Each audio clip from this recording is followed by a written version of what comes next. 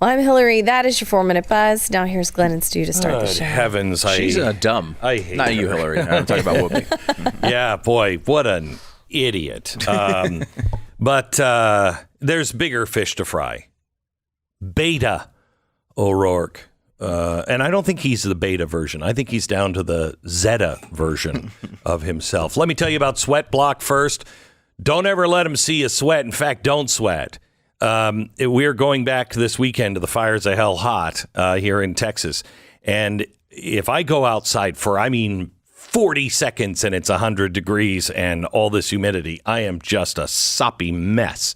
And I have to change my shirt several times a day. And I hate it because I also stink when I'm sweating that much. I hate it.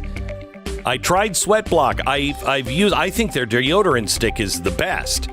But if you really have problems like I do when you're sweating a sweaty mess, use Sweat Block. It will not only keep your underarms dry, but you don't smell at all. It is the most powerful ever. Go to sweatblock.com, promo code Beck. Sweatblock.com, promo code Beck.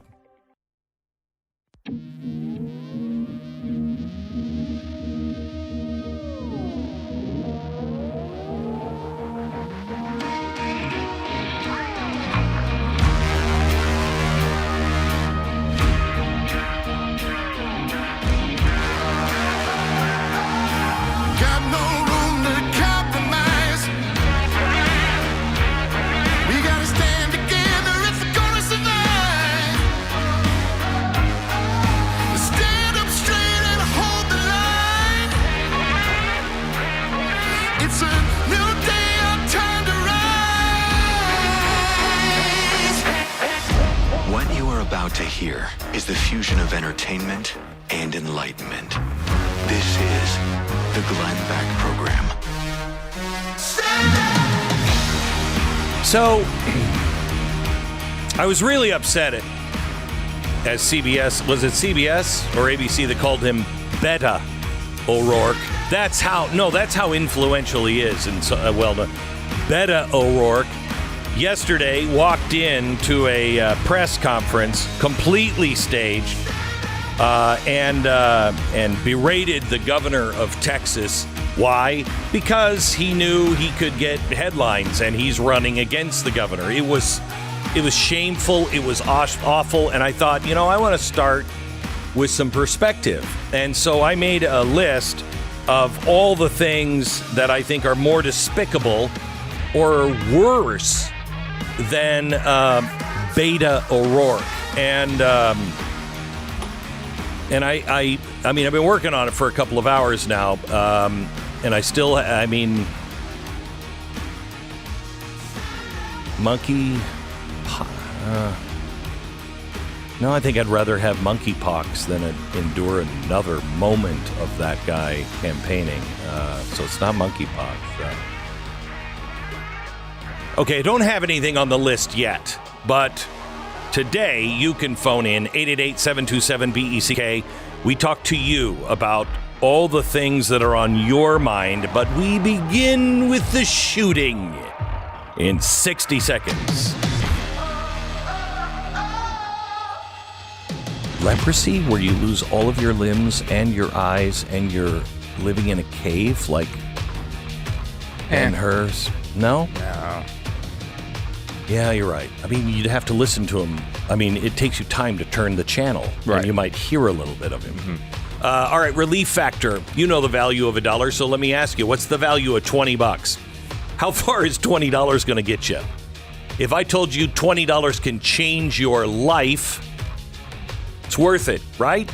If you think that you're going to spend the rest of your life in pain, $20, and you have a 70% chance, on average, that's about the people who, try the quick start from Relief Factor and go on to order more because it works for them. So you might lose your $20, but you have a 70% chance of your life changing and you getting out of pain. Is it worth it? Sure was for me. ReliefFactor.com. Call 1-800-4-RELIEF. 1-800-4-RELIEF. Relief Factor. Feel the difference. Oh my gosh. Do we have the audio of the political stunt that Beto O'Rourke did as where he danced on the dead bodies of children? Listen. Excuse me. Excuse me. Excuse me. Sit down. You're out of line and an embarrassment. Sit down and don't play this stuff. Shooting is right now, and you are doing nothing. No, he needs to get his ass out of here. This isn't the place to talk this over. This is totally predictable when you... Sir, you're out of line. Now, this is the mayor you're out of line. who has a walker. Sir, you are out of line. Please leave this auditorium. I can't believe you're a sick son of a would come to a deal like this to make a political issue. I love that guy. I freaking love him. I love the fact that he had a walker. Yeah. And he comes up and he's like, get out of here, you sick son of a... I think... Mm-hmm. That's exactly because you know what? Because Beto is human trash. He is scum. No. He is the scum of the earth. Wait a minute. The lowest form said, of humanity our society can produce. He said after he was there, he was just listening and he just couldn't take it anymore. Oh, really? That's what happened, huh? Yeah. That's interesting because everybody seems to notice that this was obviously staged from the beginning. And I go back to what happened before this. We don't know exactly. Maybe we'll learn in the coming days. But let me translate a series of events that led up to this moment. Beto O'Rourke was there in listening to the whole thing. No, he was not. Let's go back before that. Let's go back to the meeting that Beto O'Rourke had with his staff. And at some point, and I'll translate it because I don't have the exact language, but I'll tell you exactly what was said in the meeting. Mm-hmm. It was Beto O'Rourke saying, hey, how exactly can we take advantage of all of these dead children and turn it around so it's good for us? Okay, how do we raise money off the bodies of these dead children tomorrow? Hold on just a second. You don't have a transcript. You don't know that Beto O'Rourke said that. And I have to tell you, Stu, I don't think he's smart enough to come up. That had to be someone else in the room. And he went, yeah. Maybe you're right. But I don't know who said it. All I know is that this was obviously planned, clearly planned. And we can go through. CBS knows. Yeah, even CBS News pointed it out. Blatantly a staged event. And this guy, because he wants more power and more money, decided that this event was about him. He wanted to make the death of 19 children and 2 teachers about Beto O'Rourke because he is human scum. He is the worst form of life imaginable on this earth. These things might work in New York or Delaware or Washington, D.C. It's not going to work here. You know, the only one that had the other opinion of, hey, maybe gun control is Matthew McConaughey. And he seemed like a decent, I disagree with him, but he was a decent human being about it. I mean, he obviously doesn't know all that much about the details of these issues, but like I think comes from a good place. Here's a guy, Matthew McConaughey's statement. You know, it was like, hey, like, gosh, how can we stop this? We need to do something. All right, like it's not an educated viewpoint on this, okay? Everybody posted on social media. If you know anything about these topics, the argument of, well, why don't we do something is just vapid, right? It's just a giant, shallow, empty vessel of a view. It's a stand-in for intellect. But Beto O'Rourke is a totally different issue. He is the worst. All he did was try to get attention. And you know what? His next job, which, by the way, will not be governor of the state of Texas, his next job at MSNBC or whatever, this crap will help him. And that's all this is about for him. He is pathetic. Again, MSNBC, I mean, he's going to be behind a microphone, but I think it's going to be, hi, welcome to Klaus. Can I take your order, please? I mean, if he's lucky. Yeah. And hey, I'm Beto O'Rourke. And, A, would you like fries with that? And second, you know, I could have been governor or president. Well, and the thing here, too, is, look, this is a very desperate man in a very desperate position doing very desperate things. And disgusting. If you want to, get past how revolting a human being you must be to think that this is appropriate, if you want to get past that for a second, and you get to the point of just political strategy, you can make the argument, right? He is so his hill he's climbing is so far up, is so steep that maybe ridiculous stunts and pathetic things like this is the right thing to do. Maybe you goad Greg Abbott into making a mistake and saying something really bad when he walks out. Unfortunately for him, you left Greg Abbott and Dan Patrick with the microphones.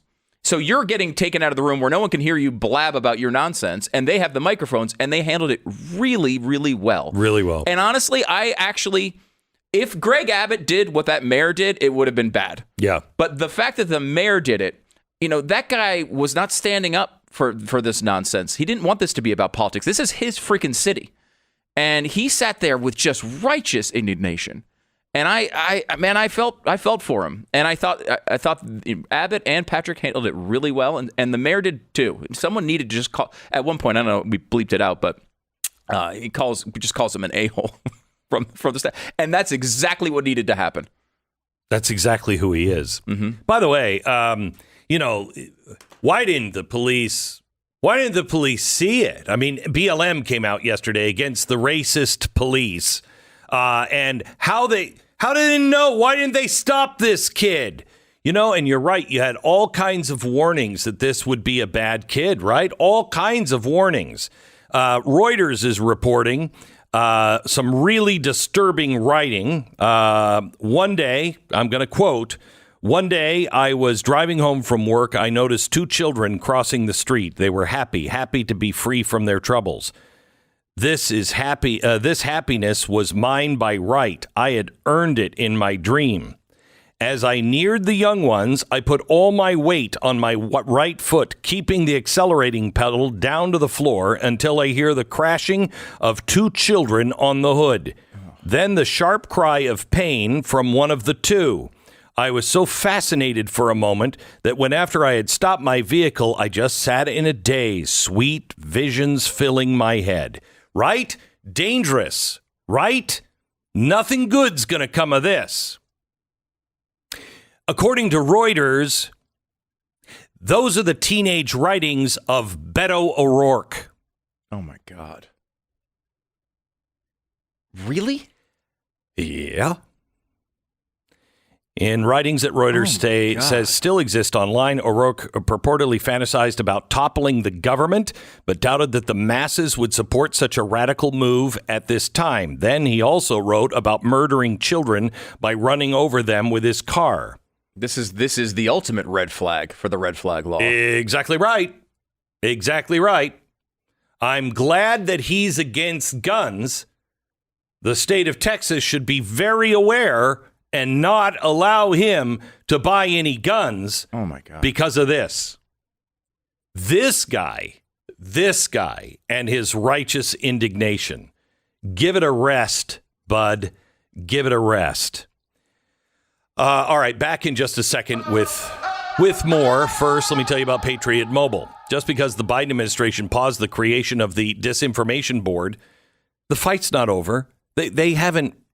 All they're doing is looking into who was providing the disinformation. And now they have Chertoff running it, the former Department of Homeland Security chief. By the way, who told me in an interview in 2005, I was talking to him and we were off the air, and I said, what's your cell phone? And he said, cell phone? I don't have a cell phone. I said, what do you mean you don't have a cell phone? He said, Glenn, this 2005, if people knew how easily it was to get and listen and know everything about a person because of their cell phone, nobody in America would have one.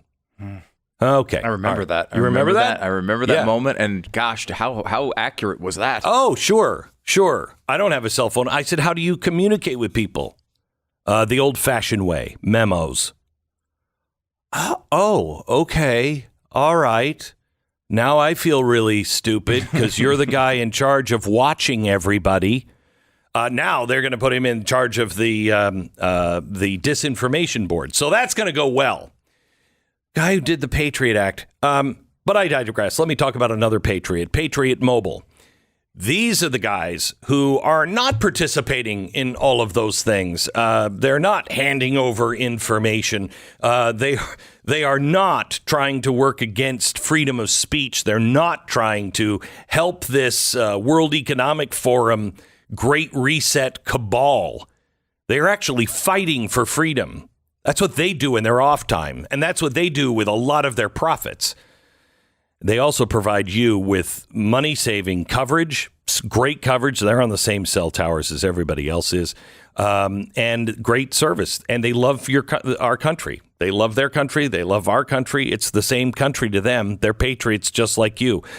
Why are you with any other phone company? PatriotMobile.com/Beck. PatriotMobile.com/Beck or call 972-PATRIOT. Make sure that you use the promo code Beck. And you will get free activation. It's patriotmobile.com/Beck. Switch now. 10 seconds, station ID.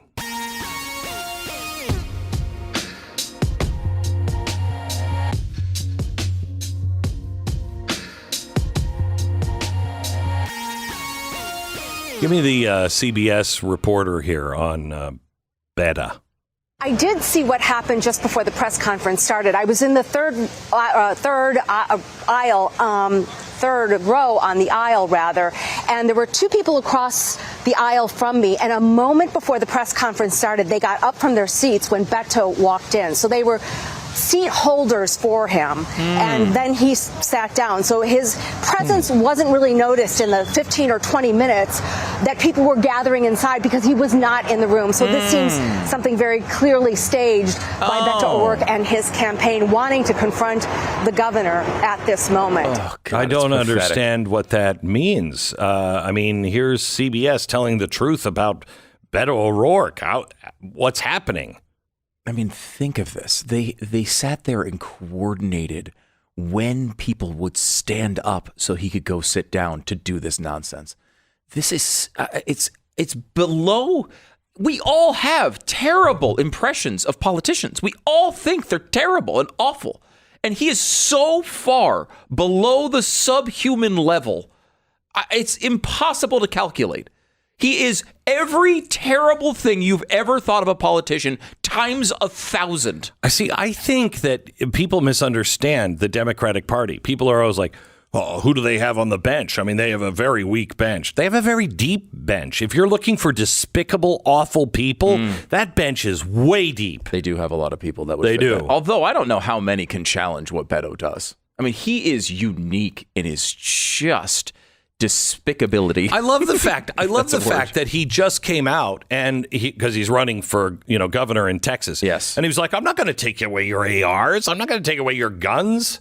Yeah, when he was running for president, he said Damn right, I'm coming for your guns. Mm-hmm. That's what he said. Mm-hmm. Then he runs down here in Texas and he's like, I'm not taking away your guns. And then yesterday he shows up and in a publicity stunt, and he's basically saying, damn right, I'm going to take your guns. Yeah, he has a viewpoint until the second he needs to have the other viewpoint. And in this particular point, in this particular moment, he is calculating the best thing he can do for Beto, is take advantage of dead children. That's what he's calculating. So that's what he's doing, because that's all he cares about. And he has absolutely no conscience, as you just illustrated in his teenage writings.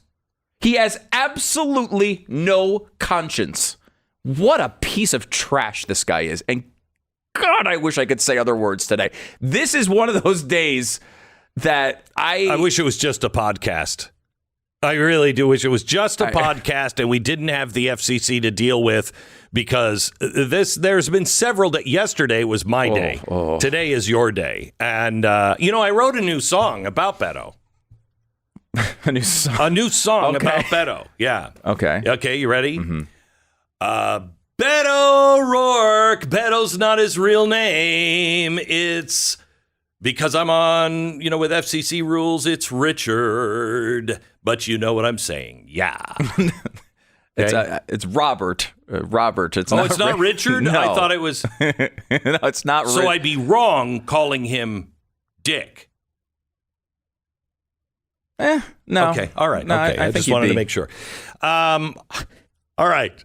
Parents This is the latest. Parents begged police for upward of 40 minutes to stop the Texas school shooter. Before we go down this road, could we just do a couple of things?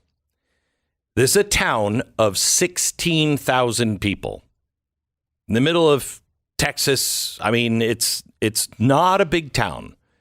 I don't know if your police are mentally as well as physically trained to do these things. You go to a big city in New York. You go to Dallas and there's a school shooting. Who shows up? First, the police. Second, the SWAT team. 16,000. They don't have a SWAT team. Okay. You're in a town of 16,000. Everybody pretty much knows each other. And they're like, wait, Now, we do know that this kid barricaded himself and locked the door even when the Border Patrol showed up. You know, they were probably in the area just to whip Mexicans, from their horses. But I'm losing track. Are they heroes today or are they villains today, the police? Well, right now they're heroes? They're heroes, but Beto will find time later today to throw them under the bus. Okay, good. But let's stand in their glory for a second. This was the SWAT team of the Border Patrol. It wasn't just one guy. We now know it was a whole team. Border TAC, or BORTAC is what they're called, the Border Tactical Team. They were in the area and they went in and they couldn't even breach the door. They had to have it unlocked. They tried to kick it in and they couldn't. And that's when they took the kid out. But the police, can we not jump to the conclusion that the police were like that one guy in Florida? Remember the one guy, the police officer in Florida was like, I'm going to hide behind here. And I'm not going to answer any of my calls because I don't want to go inside. Remember that guy? We don't have any indication that these, and, as much as everybody shot, right? I mean, yes, this is. Yes. And as much as everybody wants to make everybody's kids, the community kids, no, there's a reason why. When you'll see a cop show and they're like, you're too close to it, Jim. You're too close to it. Right. Okay. It's because you don't want parents running in with their guns. It could have ended it sooner. It might have made it worse. We don't know. That's what a tactical team does and not your everyday cop. Before we know all the facts, can we not throw these guys under the bus? Please. The Glenn Beck Program. American Financing, NMLS 182334, www.nmlsconsumeraccess.org. American Financing wants to remind you that if you're stuck with a whole bunch of credit card bills, you can dramatically reduce the payment every month while paying those things off at a much faster rate. Right now, credit card companies are charging close to 20% interest every month, and it's going to get worse as the rates continue to rise. Right now, the average American is spending about 35% on just housing. It was 25% a year ago. Inflation is going to knock us on our ass if we don't do the right things now. Please, if you have high interest credit cards, you own your own home, call American Financing to see if they can help you. It's much better to pay 5% annual interest than the compounding interest the credit cards give you at 20%. American Financing, 800-906-2440, 800-906-2440, or go to AmericanFinancing.net. Please do it now. Head over to blazetv.com/Glenn. There, you can subscribe to Blaze TV. Use the promo code Glenn to save $10.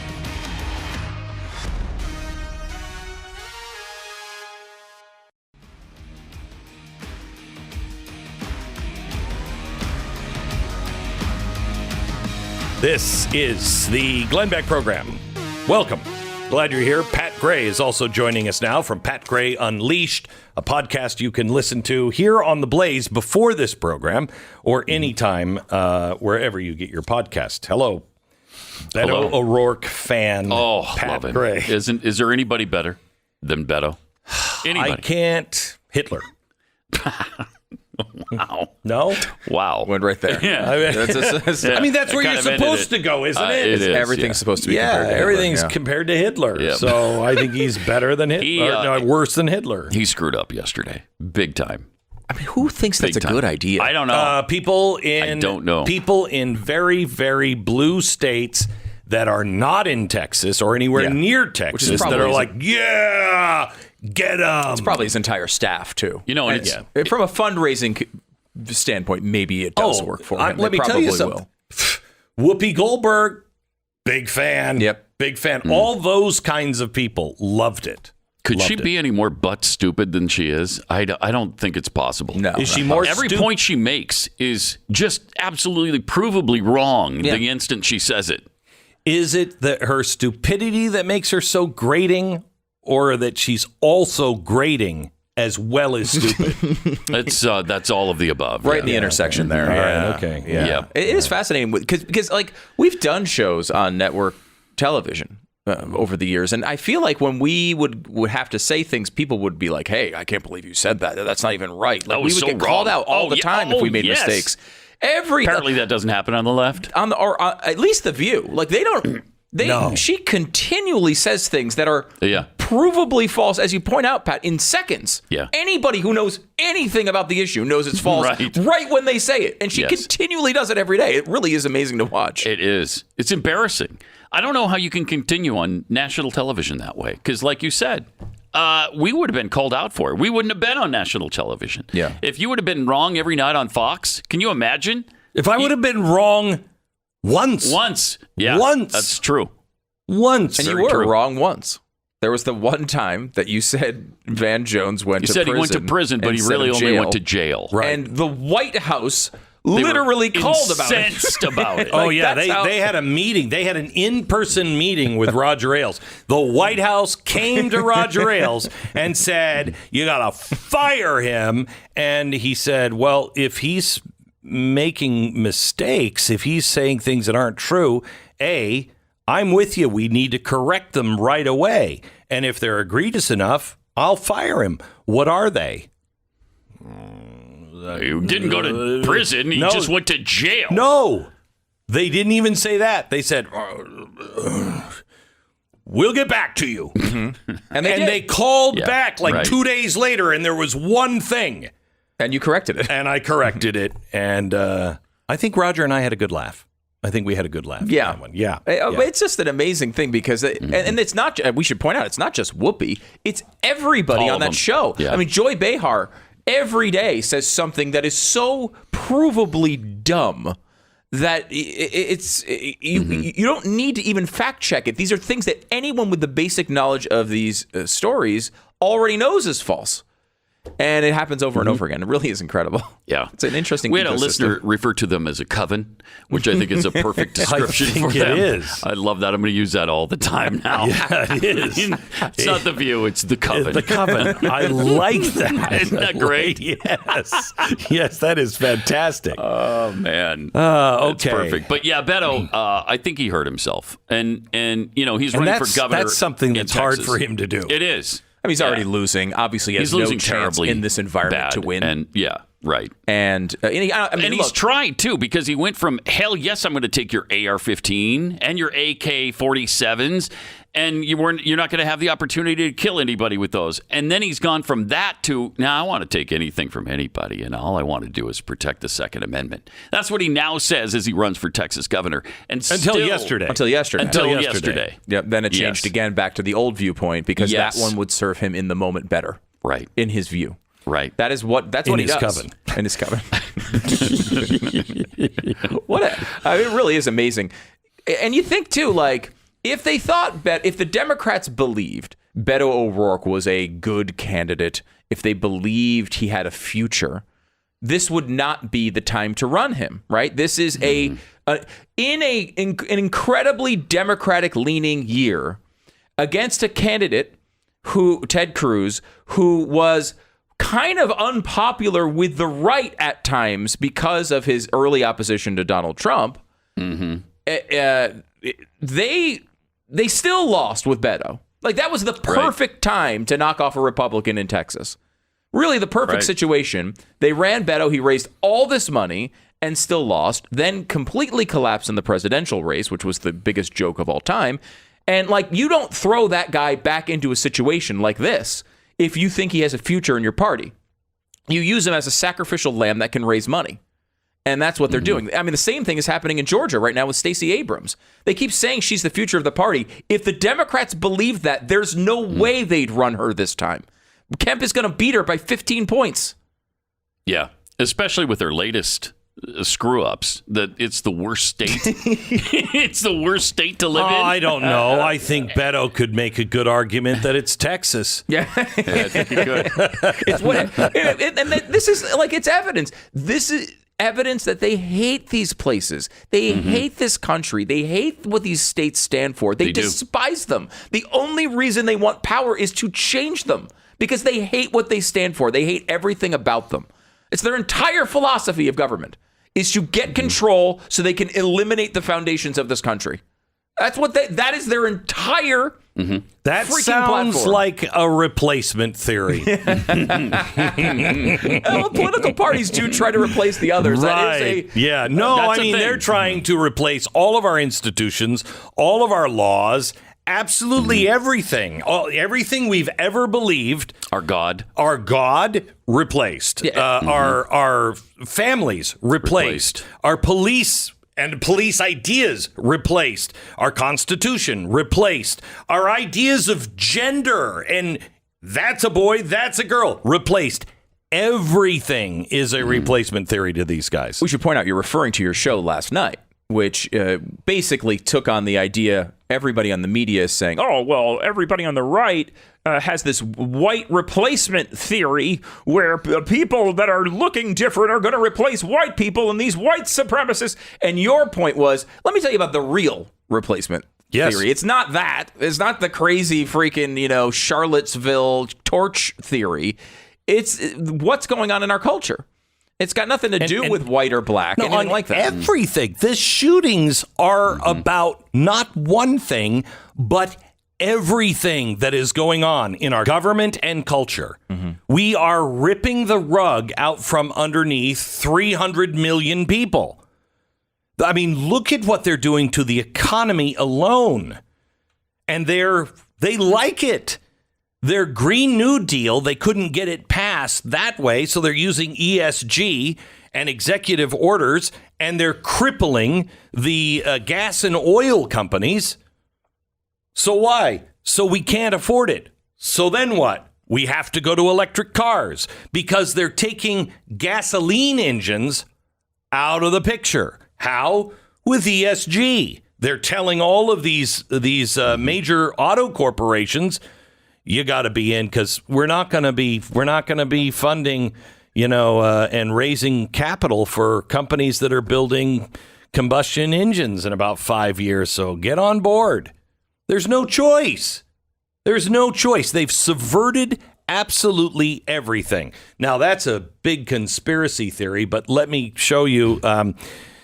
Oh man, PolitiFact. They're on to me. Oh, no, they are? Yes. Oh. Do you remember this week when in Davos, a reporter and journalist was detained by the World Economic Forum police? Do you remember that? Apparently not. We talked to the guy, though. Yeah, I know we did. But so this did not happen? No, it didn't happen. Well, I mean, he was stopped. He was questioned. His team was questioned. He was told to get into the van and go downtown until another reporter showed up. But PolitiFact, this is the notice. Partly false information in a post that Glenn Beck shared. Oh, no. And I shared, I think this is a Blaze story, but apparently he was not detained. He was not detained. What was he? They just asked him to hang out for a while they frisked him and questioned all of his people and said, get into the van. That's not being detained. That's being asked, hey, can you hang out for a minute? At gunpoint. Okay. Hey, we just want to hang out with you for a minute. You're free to leave. Conversation. But if you do, I've got guns pointed at you. So so they wanted to make sure that everybody knew that. Oh, and the other fact that I love, the World Economic Forum police, it's not the World Economic Forum police, even though they have a patch on their arm that says World Economic Forum police. They're Swiss police. Okay. Mm-hmm. So now they're Swiss police that are lent to the World Economic Forum. So they've got a patch on their arm. They're not acting as Swiss police. They're using the Swiss police powers as World Economic Forum police. But that is, you know what? Let me tell you something. And I mean this sincerely. Let me break it down for PolitiFact. Even though his head is actually a hamburger, he is still Mayor McCheese. Okay? Mm-hmm. He claims it. The company claims it. There is a McDonald's land. He's actually a mayor. Same with the World Economic Forum police. Will they find time to fact check any of Whoopi's claims this week? No, they won't. Will there be any of those things? And you know what was crazy about this? Look at how in bed the media is, PolitiFact and all of these others. Look how in bed they are with the left and the World Economic Forum. Mm-hmm. They'll fact check this over detained. I think. Yeah, I mean, I don't know what your official, you could say, yeah, it's true, but there's two definitions of detained, okay? But that's not what they do.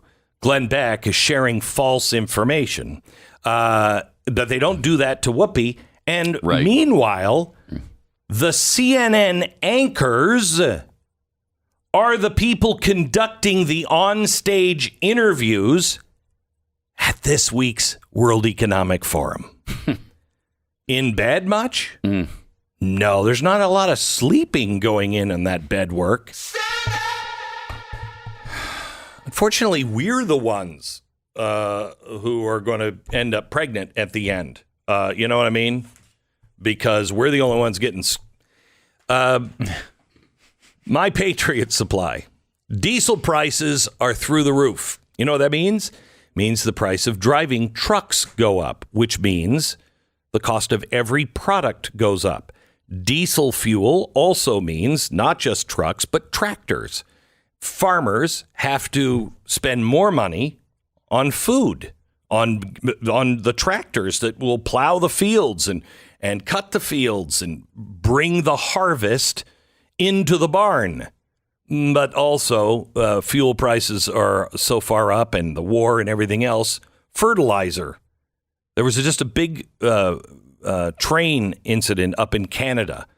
Huge delivery of fertilizer. It was derailed, and now it's just laying all over the ground, and it's going to take them weeks to clean it up. So that means fertilizer, not as much food.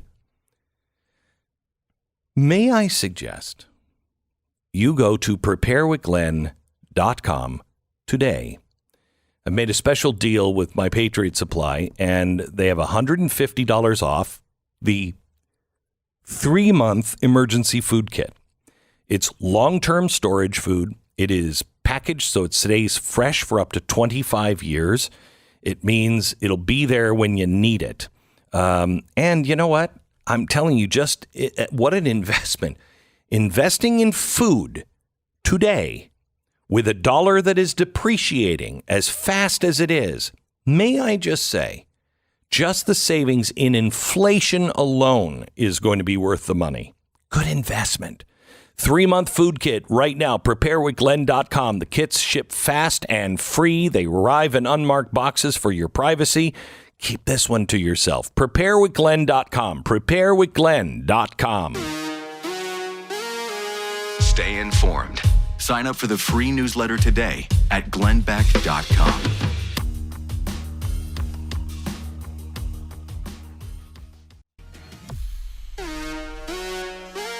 Should we share that? Hey, some really good news. This is leaked audio from China, from the inside of China. It is a meeting of the heads of the Normalization to War Council. What they're talking about is a Taiwanese invasion, on what it's going to take to invade Taiwan. And they are putting the list together and checking it twice. They are mapping out, quote, the normal to war transition plan. It is a high-level meeting. The party secretary from the Communist Party, the deputy secretary, the governor and vice governor were there. They were acting on strategic decisions by President Xi Jinping, and it was part of his overall strategic situation of China's great rejuvenation. And they are putting together 140,000 military personnel, 953 ships, 1,653 units of unmanned equipment, 20 airports and docks, 6 repair and building shipyards, 14 emergency transfer centers as they prepare to invade Taiwan. This is the Glenn Beck Program. I know. I'm disappointed. I always loved Barbie. Like, Barbie, you too? Oh, yeah. Barbie's she's been a slut her whole life. No, I mean, they are changed. They've got all kinds of different Barbies now. All kinds. I'm sure they do. I don't know what your commentary on her level of promiscuousness is. I don't know how that's tied into it, but thank you. Barbie was hitting on me when I was a kid. Really? Oh my gosh. That's unlikely. I feel like even an inanimate object did not find you cool as a kid. Okay, all right. It's not like you were there. Seemingly you were, but all right. Another spectacular hour coming up in just a second. Stand by.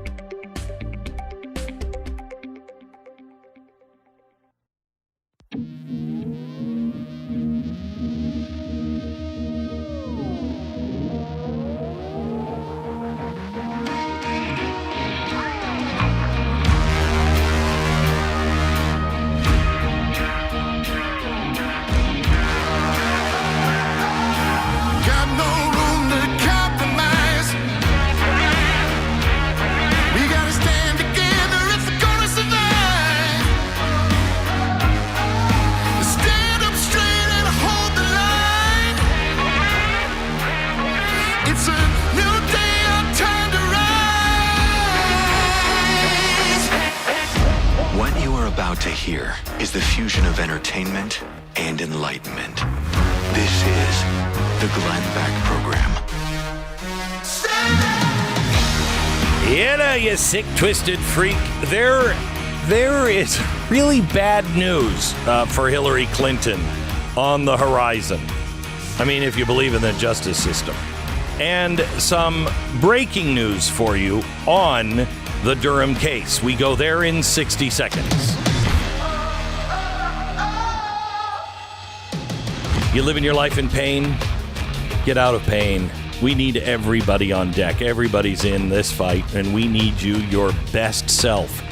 And I know if you're like me, you tried absolutely everything, and nothing worked, or if it did work, you were a shadow of yourself. Get out of pain with something that's not a drug. It's natural, has 4 key ingredients that work with your body to fight inflation. I know. If you're like me, you just heard a couple of things that say it's never going to work for me. 1, natural. Please. The second thing, it's going to reduce inflation. Yeah, I've had the strong stuff. I've had ibuprofen 800. It does nothing, ever, for anything. But maybe that's just me. So I was not for trying Relief Factor. My wife said, try Relief Factor because I'm not going to listen to you whine anymore. So I did. After 3 weeks, I stopped taking it because I said, see, it's not working. And within a day, I was like, ow, okay, it is working. And now I'm 95 to 99% pain-free most of the time. I mean, I have my life back 95%. That is fantastic. ReliefFactor.com. Call 800-4-RELIEF. 800-4-RELIEF. ReliefFactor.com. Feel the difference. All righty then. So let's look at what's happening in the Hillary Clinton case. You know, the one that nobody seems to be talking about or covering in the mainstream media. Isn't that weird? Did you talk about this, by the way, in your podcast that's coming out this weekend with Bill Barr? Oh, yes, I did. I'll get to that here in a second. Okay. Government prosecutors on Wednesday presented the jury with Michael Sussman's billing records, which they say prove he charged the Hillary Clinton campaign for his meeting with the then FBI General Counsel James Baker, where he shared allegations of covert communications channel between the Trump Organization and Russia's Alpha Bank. Now, Sussman has the prosecution here has put together a really solid case. John Durham did his due diligence on this. He's had people testify against Sussman saying, oh, yeah, no, Hillary knew. They were putting it all together, and this was the plan. People from the inside. They had people from the FBI going, I love this quote. We actually thought when we looked into this that the person who came up with this intel had some sort of mental deficiency. Wow. Okay. Wow. Okay. All kinds of stuff. Yesterday, they had a paralegal with the special counsel of John Durham taking everybody through all of the records.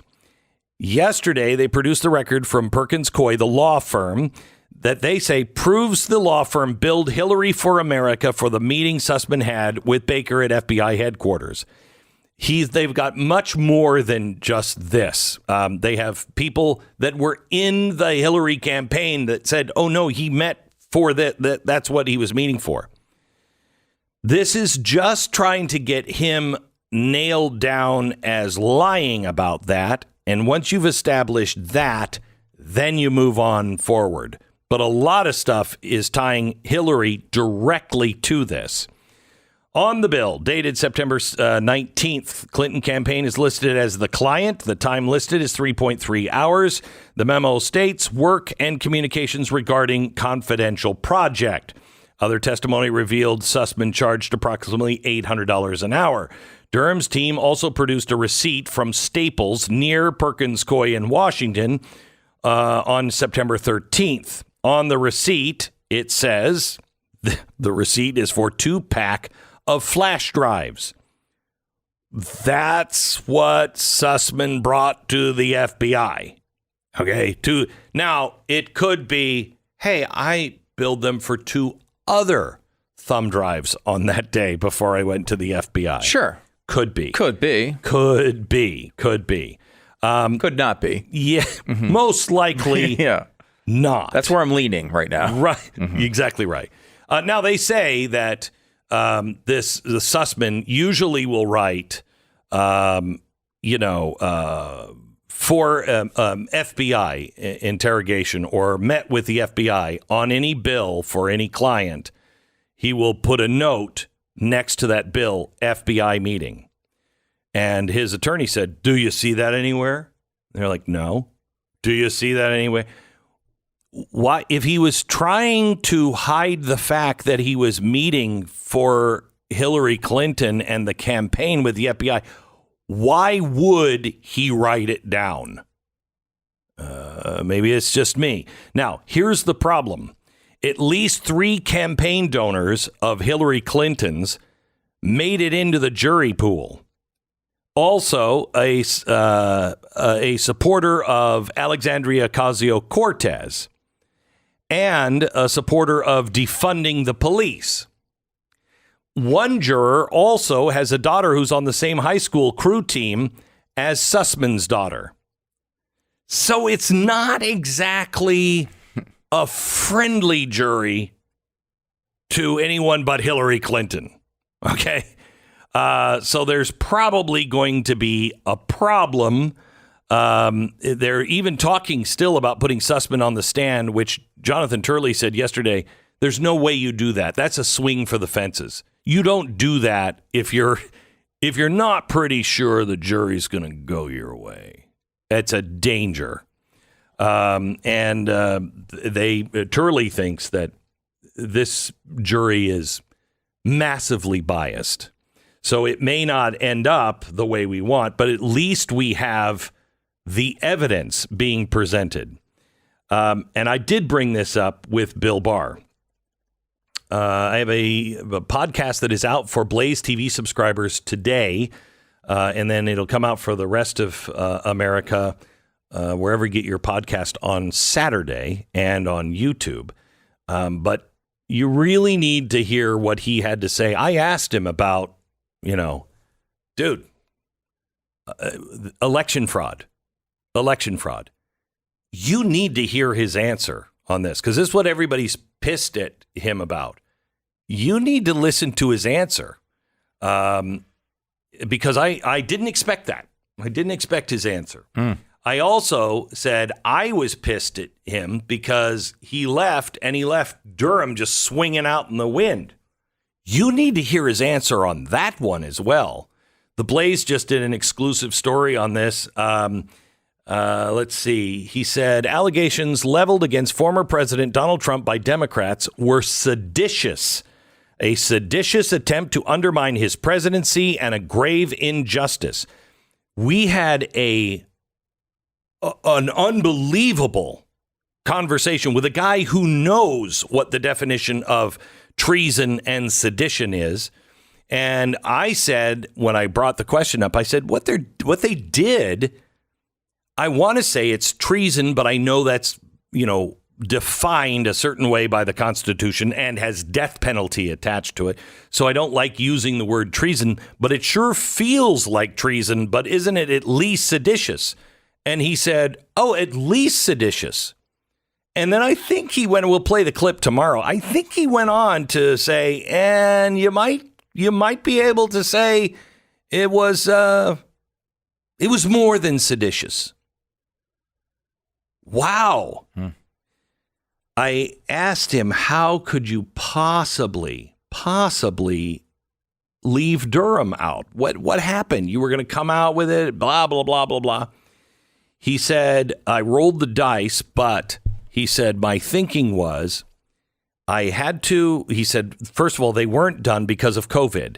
They couldn't hold interviews. Nobody would, you could ask people to come in and chat or be subpoenaed. He said, but nobody was coming in to chat because of COVID. And they knew we couldn't subpoena because there'd be no grand jury called because of COVID. He said, so that pushed everything back. And it wasn't until October of that year that Durham actually could call people to a grand jury. He said, so he continued his work, but he couldn't progress at all. He said, so that's why the delays were there. He said, but also, he said, I bet that this would come out during the Biden administration. He said, I really kind of hacked off Donald Trump. He said, because I told him it's going to come out in the Biden administration. And this was in spring. This was before the election. And he said, yeah, well, Biden's not going to have. And he said, well, that's a conversation for a different time, because he had been advising the president, you've got to take on these voter ID laws and what's happening. You have to take them on right now. And you need to have really credible people and like an accounting firm at these states. I think he mentioned Arizona, Pennsylvania, and Wisconsin and Georgia. And he said, I told him 6 months before, the federal government can't do these things. You have to do them. And he said he didn't. He thought he was just going to win. So he said to him at that time, the Durham thing, because of COVID, is not going to come out. And Trump said, it's got to come out. And he said, it's going to come out during the Biden administration. And he said, it's actually kind of good because it won't look like it was you that did it. And he said, and it's going to be big. It's going to be big. The reason why he thought they'll never fire Sussman, never shut it down, is twofold. He said, one, they're not going to fire him because then it will look like they're hiding something. And I said, they don't care about any of that stuff. And he said, yeah, I agree. That's why part 2 is so important. He said, this isn't about Joe Biden. This is about Hillary Clinton. And he said, there's no real love for Hillary Clinton. They'll throw her under the bus. Joe Biden, to get the heat off of him, won't mind everything coming out about Hillary Clinton. I thought that was pretty profound. Now, I asked him, do you think it's going to go that far? And he said, I don't know. It's going to be up to the jury, and we know that the jury is in Washington, D.C. You have to listen to this podcast. It's out right now for Blaze TV subscribers. If you're not part of the family, would you join us, please? Last night I did a show, and we had Mark Levin. We talked about the shooting, and we had Mark Levin on, and Allie Beth Stuckey, who is fantastic if you've never heard her. Really a conversation about the shootings and about America and the direction that we're going that you're not going to hear anyplace else. You built a great network for those of you who subscribe, and we are going to be the last man standing. And that's been our intention the whole time, be able to get the voice out. And we have some great people behind us. Join us at blazetv.com/Glenn. You'll save right now on your year's subscription if you use the promo code Glenn, Glenn. It's blazetv.com/Glenn or Beck or something. I don't have any. I haven't I was one of the first subscribers, okay? I haven't had to do it. Yeah, you got the hookup. I heard you get it for free. I don't know what you're talking about.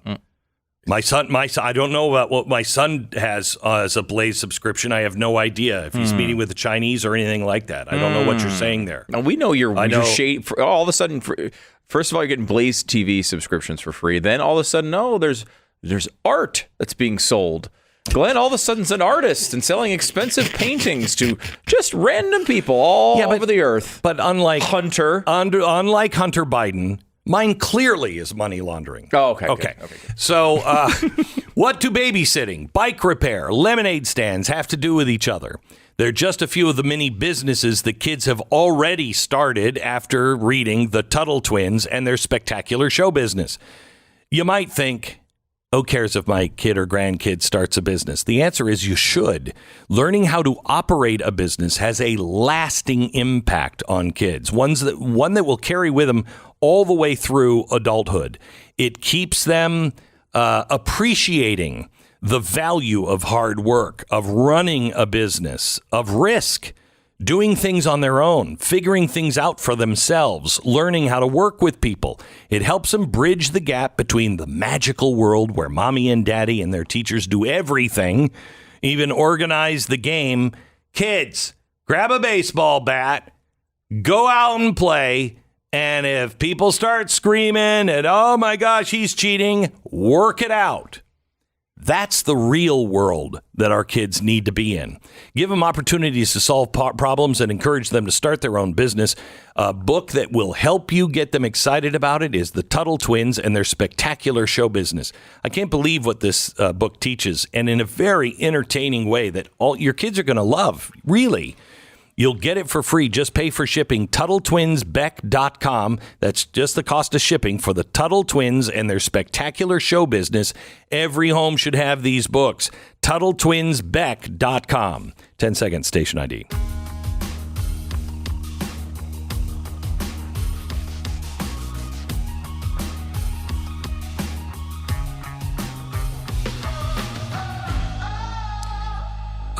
Can you ask Jason to join us in about 10 minutes from now? I want to finish up on the Hunter Biden. Have you seen the latest on the Hunter Biden laptop? No, I've not. Okay. You still interested in it? I am definitely interested. Okay. Because it's getting much, much worse for Hunter Biden and Joe Biden. So here's the latest from the Washington Examiner. Records located on a copy of Hunter Biden's laptop suggest he took personal data from his sister-in-law's cell phones over a dozen times between 2017 and 2018 without her consent. This according to a former Secret Service agent who has testified in over 100 classified criminal and civil matters at state, federal, and international level as a cyber forensics expert. The data Biden extracted from iPhones is owned by Hallie Biden, the widow of his deceased brother, Beau Biden. It includes her text messages, photos, notes, call logs, calendars, and over 120 voicemails. Hallie Biden's texts and voicemails were located on Hunter Biden's laptop, were mostly personal in nature, but some indicate she was very aware of his foreign business dealings in China. The whole Joe Biden, no, I didn't know, we didn't know. It's so clear on these things that they just found. The cyber forensics expert commissioned by the Washington Examiner to examine a copy of Hunter Biden's laptop, which was abandoned in a Delaware commuter shop, blah, blah, blah, show that he may have violated federal law if he extracted Hallie Biden's phone data. Or Halle Berry's. Yeah. Voicemails without her consent. So was he spying on his sister? Is that what this was? So here's what it is.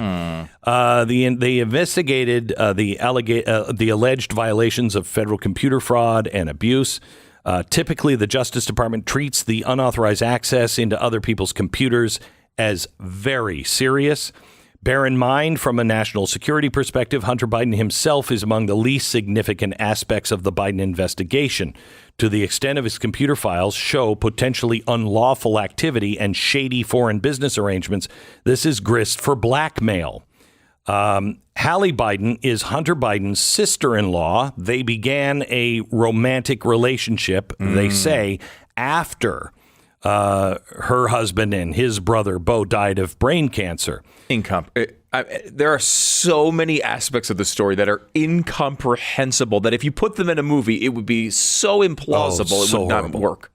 Okay. Text messages between Hunter and Hallie Biden on the drive show the two were engaged in an extremely contentious romantic relationship before and during the time where he was extracting data from her cell phone. The messages show Hunter Biden often accused Hallie Biden of cheating on him with a man named David Walsh. You are heartless, and I will not be treated like a second fiddle, not only by Beau, but now by David. Hunter texted Hallie Biden this message on April 28th, 2017. I think your affair with David started innocently enough. The truth is sex is irrelevant. David is irrelevant. The only thing I can't abide by is the lie. Hunter Biden first extracted personal data from her cell phone the evening of May 31st. Records from the drive show. The records obtained from the transfer, including Biden's text message history with Walsh. He then started throwing these things back at her. You met him at this time. And she's like, I don't know what you're doing, but you got to stop doing this right now.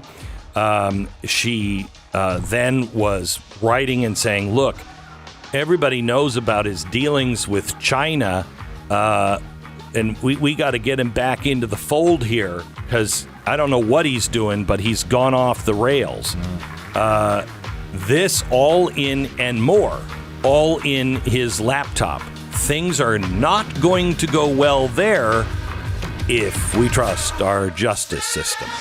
The Glenn Beck Program. Don't you hate feeling like that?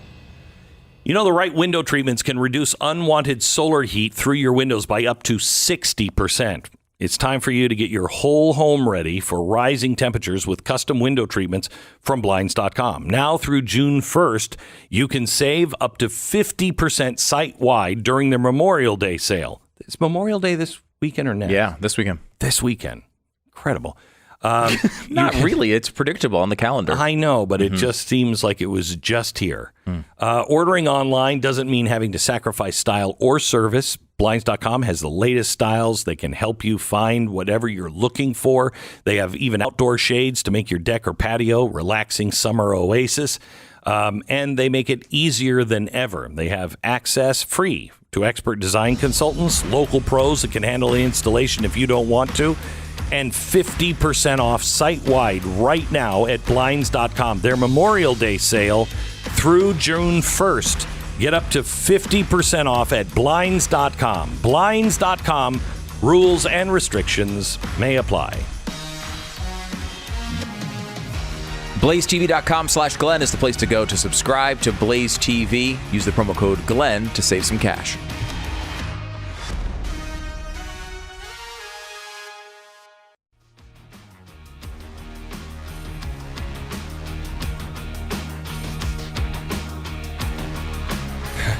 Jason Buttrill is with us. He is the main writer, researcher for the Glenn Beck television program. And he is also our national security expert. He was with Naval Intelligence for a long time and can tell us about a new audio tape that has come out of China, smuggled out of China, that apparently shows that they are preparing for an invasion of Taiwan. I've got several questions on this. First, Jason, why don't you bring everybody up to speed on what it is, what they're saying? Well, so first, a quick little correction. You said Naval Intelligence. I'm about to invade your office because it was Marine Corps Intelligence. Same thing. You're on boats. Bigger. Oh, my gosh. My apologies. My apologies to every Marine. I just said it to set him off. Go ahead. So, yeah, this is like a council meeting of their war mobilization. So I want to make that clarification because this does appear to be legitimate. They are talking about a massive war mobilization effort on basically this is theory crafting. What do we need to do? So where do we need to get conscripts? How do we retrofit ships to get the amount, which they're guessing in this meeting would take about 953 ships, which is oddly very specific. And they also talk about 140,000 soldiers. They're talking about private companies that need to be utilized. Yeah, I say private in air quotes, public-private companies. Yeah, no, it's a partnership. It's a public-private partnership. It's what we'll be soon, but go ahead. 140,000 soldiers. Yeah, they just go on in very good detail. It goes on for about 56 minutes. I've looked at I've looked at all the names. I've matched up all the faces. These are real people. So this does appear to be legitimate. I do want to say, though, that they're just one part of this massive, structure within China that's looking at invading Taiwan.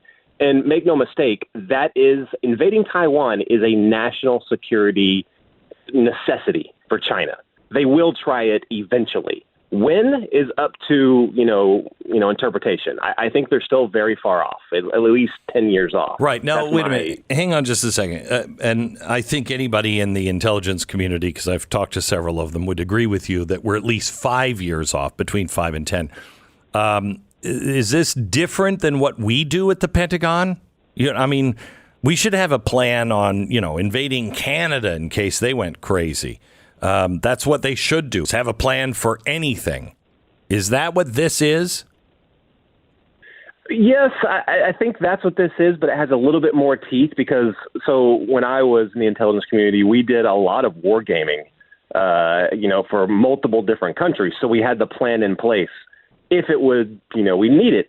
I think the difference here is that this is their national. So if there's let's say that it was our national security imperative that we invade Cuba, and we everyone knew we were going to do it at some point. Well, then this would be a lot more, I guess, worrisome if there was something that leaked that showed that we were this far ahead in the planning. Okay.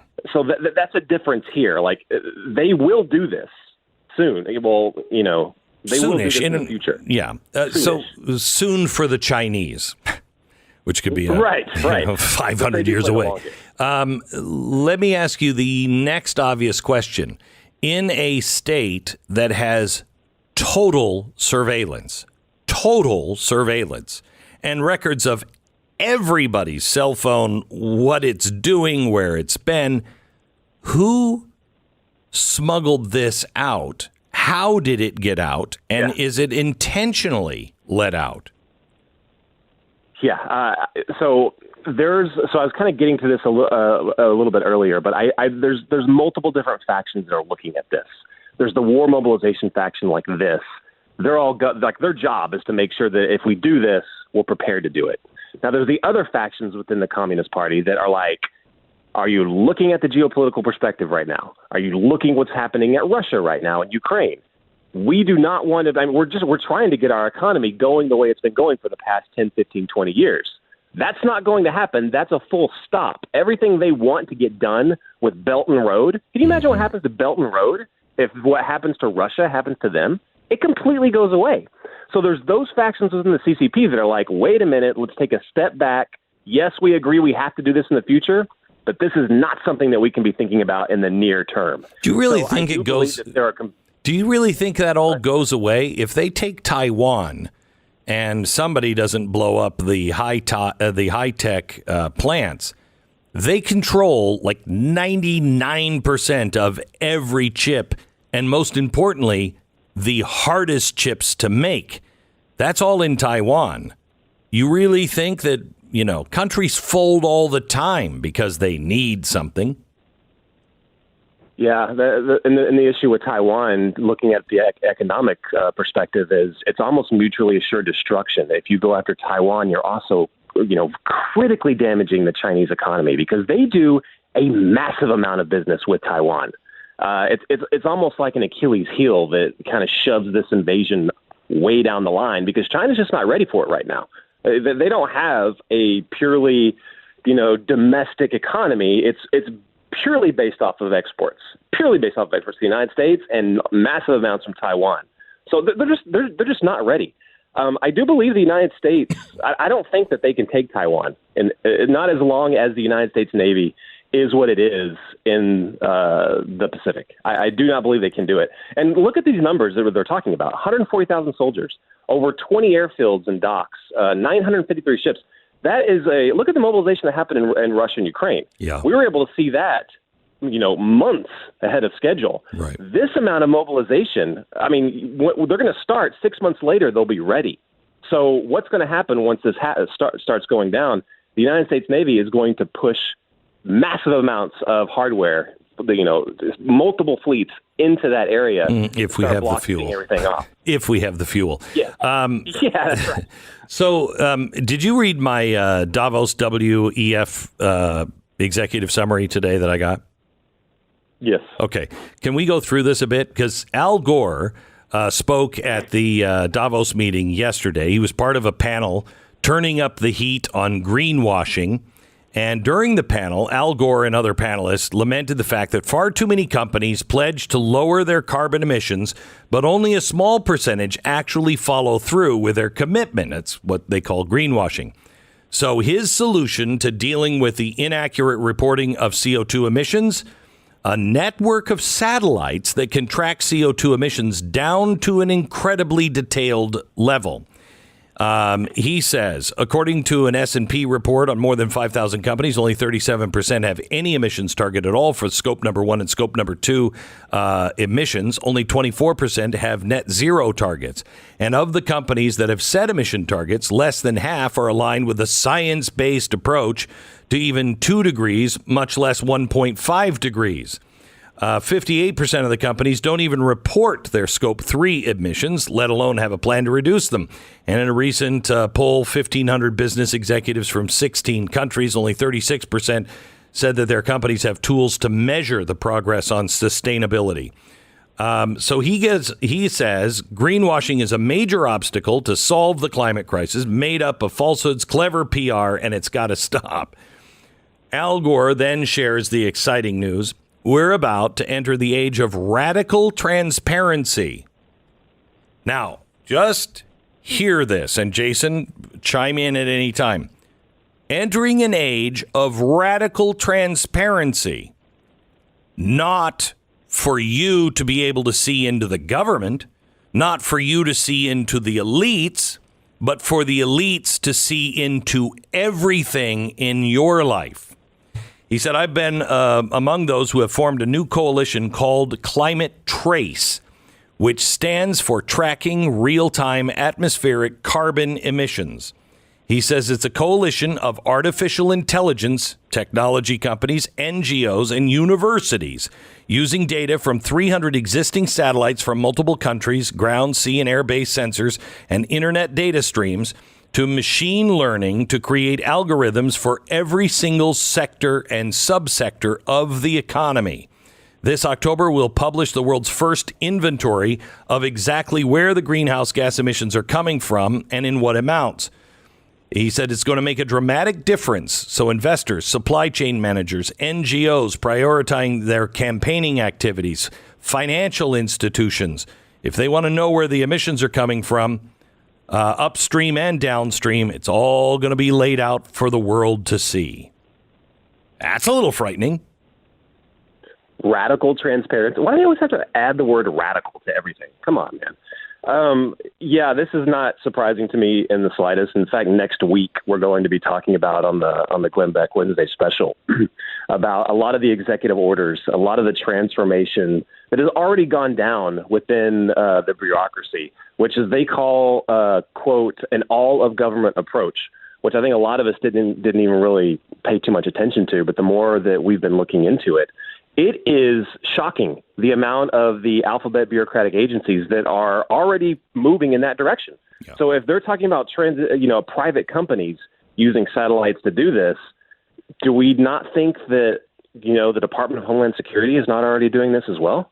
All of them are. We know that it's in their own words, it's an all of government approach. That's their main priority right now. A couple of weeks ago, the SEC just issued out sweeping new proposals on mandating public companies to disclose their climate footprint and their carbon emissions. And it's hilarious that they even have to mandate it because there's groups, and we have a letter directly from one of the biggest banks in the country that says that they're already doing this. They're like, oh yeah, we applaud you now making it official. We've all been doing this now for several years.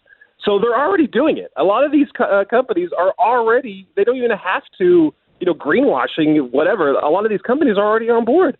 Did you see the second half of those notes, Glenn, the one about the First Movers Coalition? Yeah, let me take a break and come back on this. This is something that John Kerry talked about. The First Movers Coalition, that is the public-private partnership that the White House announced a few months ago. It's very successful. If you mean success is getting all of the main companies in the world to go along with it and put together a little cabal where they get their way. It's highly successful. I'll give you the details in a second. If you think that the perfect moving experience doesn't exist, you need to call Real Estate Agents I Trust. You might be surprised. I mean, moving is no fun. Trust me. And selling your house. We got another open house. We have another showing. Hey, can you guys get out of the house? I know it's Sunday morning and the whole house is a wreck from Saturday, but can you guys get out of the house for about 2 hours right now? We're actually outside on the curb. Sure. Oh my gosh, I hate all of that. You need a great real estate agent right now. The price of houses is starting to go down. People are starting to not buy houses. If you want to sell, now is the time. You want to buy, now or soon is the time. realestateagentsitrust.com. They will help you every step of the way. realestateagentsitrust.com. It's a free service to you. You want the best one in your area? We'll help you. realestateagentsitrust.com. The Glenn Beck Program.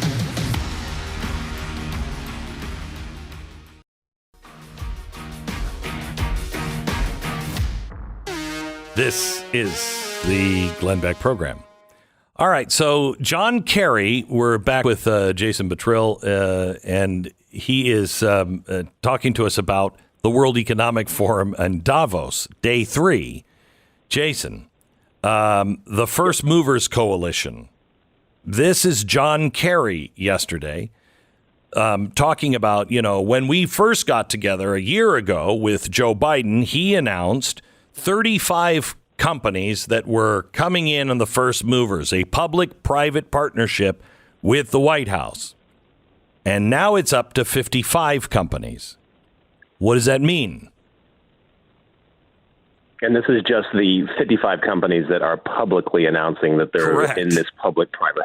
I mean, we know there are far more than just 55. Well, but these 55, $9 trillion in worth, and these 55 represent 50% of all global GDP.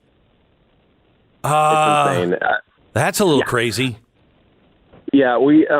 This is again something that we're going to highlight next in our show next week. It's a must-watch show. You have to next week. But we're going to highlight some of the wording that they used in Biden's barrage of executive orders.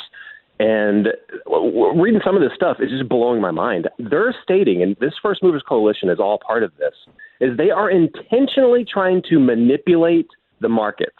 They don't care. I mean, they're trying to manipulate the markets. They know that the United States government is actually the largest purchaser of goods in the entire world. In the entire world.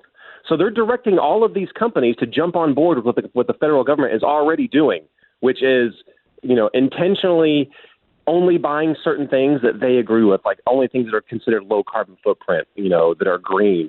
If you work in some of these industries that are considered high carbon footprint, or your social and governance is not on par with what they want, then they are intentionally trying to manipulate the market to drive you out of business.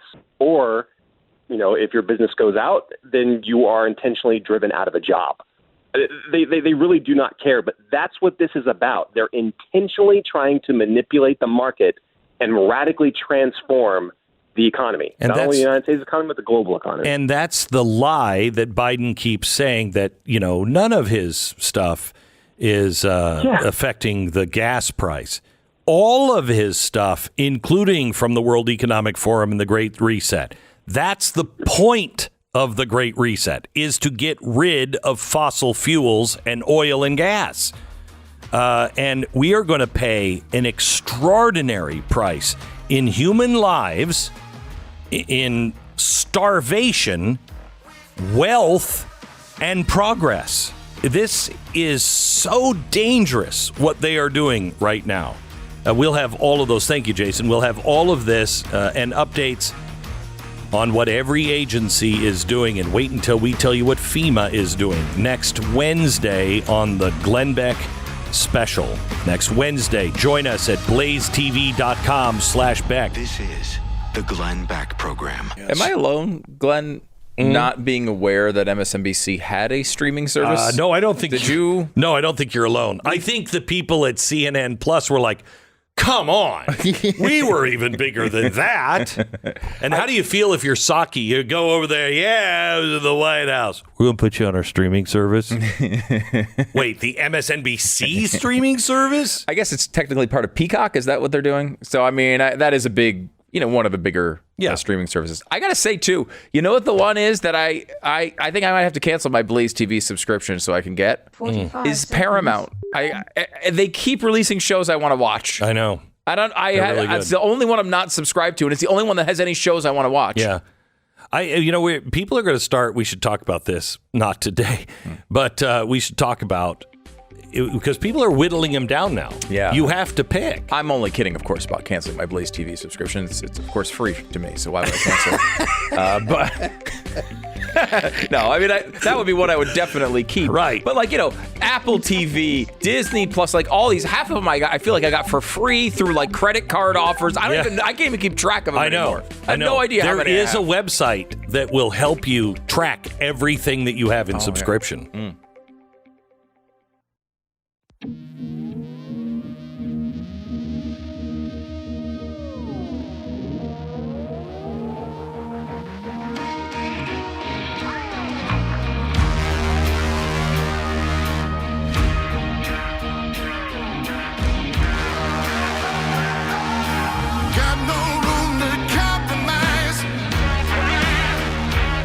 We gotta stand together if we're gonna survive.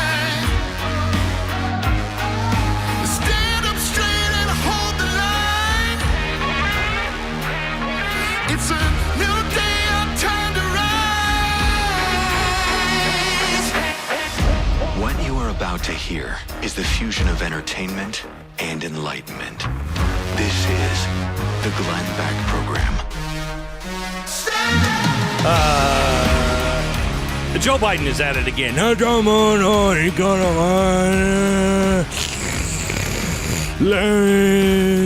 He was talking about the Second Amendment, and he's already finished with the First Amendment. He's on to the Second. I'm telling you, we are right around the corner from somebody quartering horses and soldiers in our homes. That's the Third Amendment, and he's going to do it, man.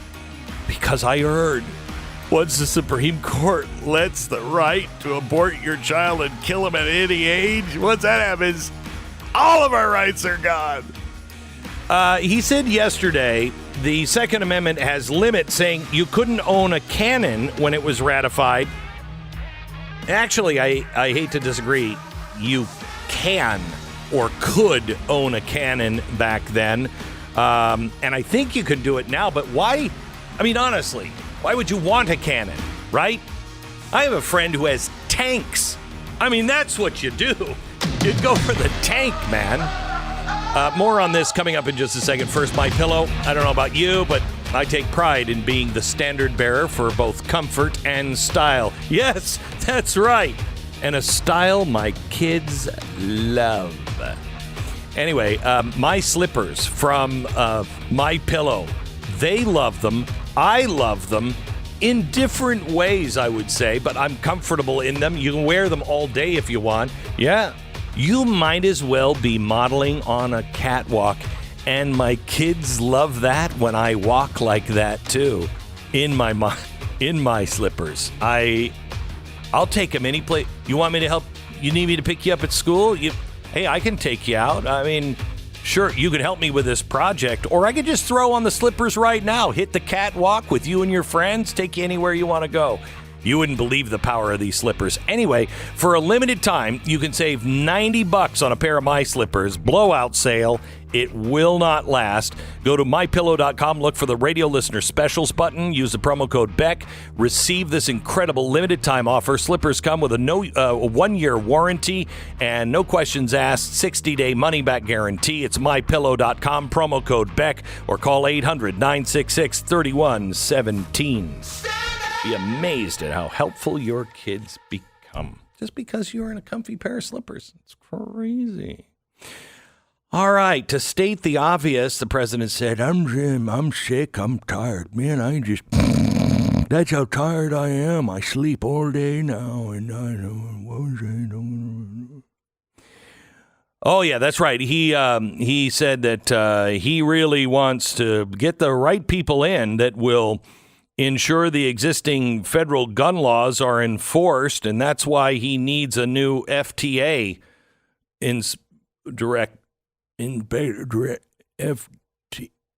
No, it's a TAF. No, it's FAT. Fat. Are they the ones who are? I don't know. Enough is enough, he said. Okay, well, that's great, and it's good to see him here. Did he slip in his line about the deer wearing the Kevlar vest? 'Cause that's so funny. It's such a good one. I want to talk to you about these poor dead kids, but first let me tell you, deer wearing Kevlar. It's fun. I thought, to me, it was the 87th time he told it where he really told it best. Yeah. That's when I laughed the hardest. Well, it's like any real good comedy. Mm-hmm. It's so much funnier when it's said at a really inappropriate time. Yeah. Really. Yeah. That's when the laughs really ensue, He's a good president. He is. I just wanted to say words that had not been spoken yet in the history, by the way, of this entire administration. Lowest presidential rating since at this point in his presidency, lower than any president in American history. And on with the countdown. Going at least back to Truman, by the way. Yeah, well, it's when we started. That's when we really started having decent data on this, and he is now below every single one of them. All. But only 2 points below Trump at this point. Who we were told was literally Hitler. Yeah. We have a higher approval rating of literally Hitler than Joe Biden. That's because half the country, they're all Nazis. Oh, yeah. there you Of go. course he has a lower.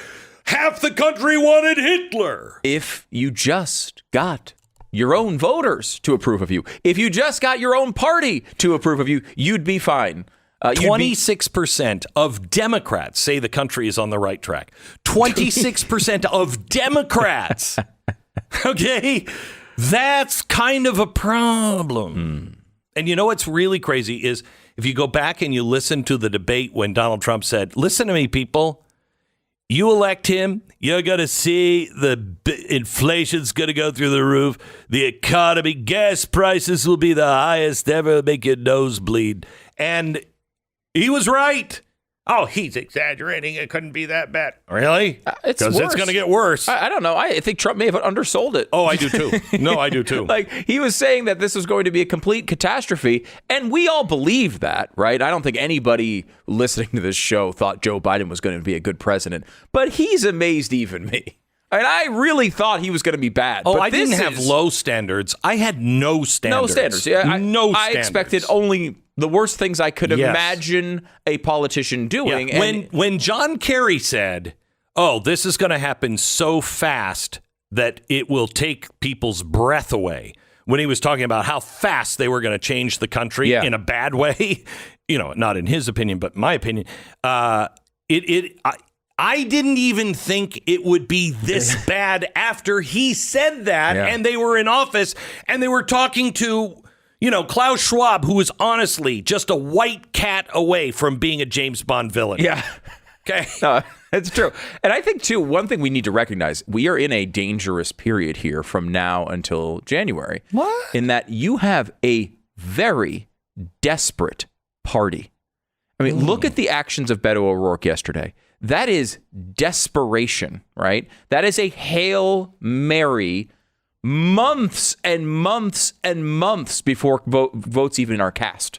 That is, they are in catastrophic manage the decline mode right now until November. May I just respectfully disagree? I think you can disagree disrespectfully. Okay, well, listen, pig. I think that they're actually casting votes now. So that's that's your disrespect. That was my that's your disagreement. Yeah. Because think about it, Glenn. Like this is a situation where they know they're going to lose power here. They know they are in massive trouble and will do anything they can to push things through, to manipulate the system, to do whatever they can, not even to win. They're not even thinking about that right now. They're thinking about how to lose by less. That is where they are in their this party is in complete catastrophe management mode right now, and it's why they're jumping in on they're going crazy on abortion. It's why they're going crazy on this.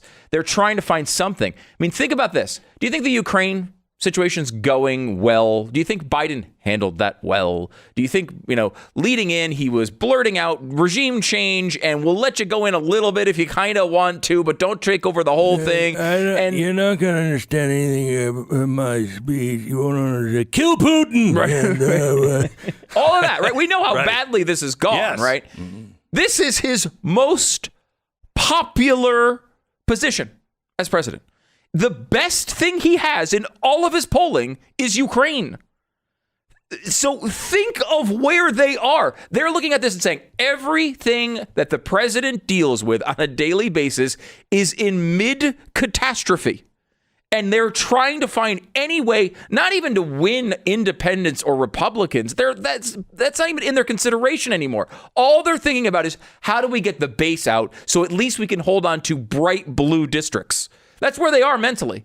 So they will do anything right now. They are in major danger mode for the country and its foundations. So I will tell you that I think the Chuck Schumers of the world might be in that mode, but I think the radicals that are really deeply involved in this, they're not in that mode. They're in how do we lay the foundation for unbelievable disruption in fuel, in money, and everything else.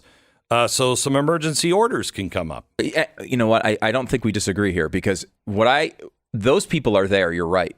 And I think the danger we have is the people with the power and the levers of power are much more open to doing the things that the radical left wants to do because they are so desperate.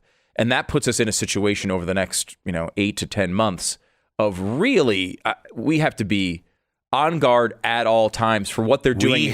The watch to the other hand thing you talked about for so long during Obama is crucial right now. We have to, we have to be prepared so we are not crying out for help. Oh, please make this stop, because they will. Mm-hmm. And we also have to be so cool. I mean, one mistake, one person does something violent or illegal, anything like January 6th, it's over. They will close this country down. We just have to be so careful right now. That's why they're going after guns. Let's be honest. There's lots of things we could do that we agree on with guns and shootings. Okay, there's lots of things. They don't involve restricting guns even more. The New York shooter in Buffalo, that has one of the strictest gun laws in the country. What do? They blame it on other states. Did the guy get that gun from another state? I haven't heard that fact. Have you? Mm-mm. But that's what the media is saying. Well, our gun laws here in New York are really, really bad. But, these guns come in from other states. Let's find out where that gun came from. Yeah, I don't think it did come from any other state. No, I don't think so either. So the only reason why they're going for guns is because you cannot control America. I go back to the Soviet Union. All of their invasion plans, and we found this after the Verona Papers, all of the invasion plans that they had ever made on America, if we ever have to go into America, how are we going to do it? All of them, not one, included any invasion through Texas. Okay, not one. Why? Because even the Soviets knew they'll kick our ass. I mean, these people have guns. They know the Constitution. They love their country. They love their state. And they ain't having no commies around here. And that's true. Now, you have the same thing in many states now where people are like, they won't put up with it. You want civil war? Start taking people's guns away. There are 400 plus million guns. That's more than people. This is why the gun argument is such an interesting place, because let's look at speech for a second. You could say common sense speech reform is that we should get rid of hate speech, right? And you might say, yeah, it would be great if we got rid of hate speech. People wouldn't be saying these terrible things to each other. That might be a common sense reform. However, the common sense reform has a big fat constitution in the way of you doing it. And so if you actually wanted to solve the problem of violence, you would look at every other arena possible outside of the thing that has the Constitution in the way of you changing it. And they keep going back to these arguments of well, we look around the world and we see that these things don't happen in other places of the world. Now, of course, we know that's not true. That is not true when you look at the per capita numbers on mass shootings. We are in the middle of the pack when it comes to those things. What they like to do is eliminate all of the mid-range income countries. They do all sorts of things to manipulate these lists to make us look bad on them. But of course, when you look at the numbers, even that argument is not true. We know when you take guns away, Australia tried to do it. They bought back a third of the weapons in the country, and what they found in their own studies on the project was no effect on the murder rate whatsoever. The assault weapon ban in the United States, the same thing. Our own studies found it did not change homicide rates at all. So none of this stuff works. But even if you believed guns were the answer and taking them off the street were the answer, the difference between our country and all these other countries is we are the only country on earth right now that has a Second Amendment.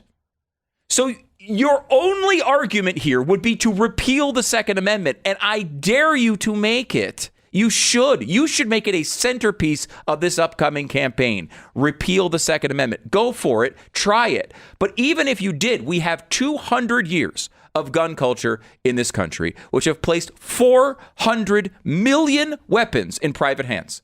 It doesn't. If that is the problem, we better think of other solutions, because you're not going to get 400 million guns off the street. That's not going to happen. People are not going to give them to you. And even if you did all of these things, guns would come over the border you don't want to protect. Oh, I wish you made sense from time to time. All right, Rough Greens is our sponsor. Barbara wrote in about her dog's experience with Rough Greens. She said, we have a 6-year-old Cocker Spaniel that has had some behavior issues over food. Also has allergies. We're only a few days into our bag of Rough Greens, but we can already see an improvement. He is eating better to the point of licking his bowl. He rests more soundly. Seems to have more energy. I think I need Rough Greens, honestly. My dog is so active, Uno, and it's his birthday in a couple of months. I think he's going to be 11. That's really old for a purebred German Shepherd. Rough Greens. It's made just all the difference in my dog's life and so many others. Just try it. And by the way, they'll send you the first bag free just to see if your dog likes it.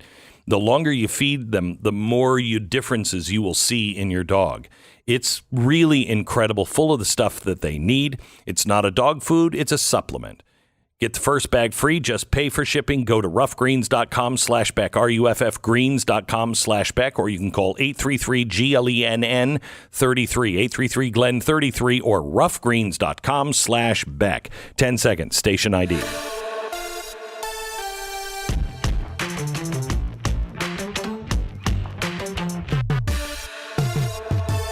Stu, how many guns does somebody need to protect themselves in their home? How many bullets do you really need?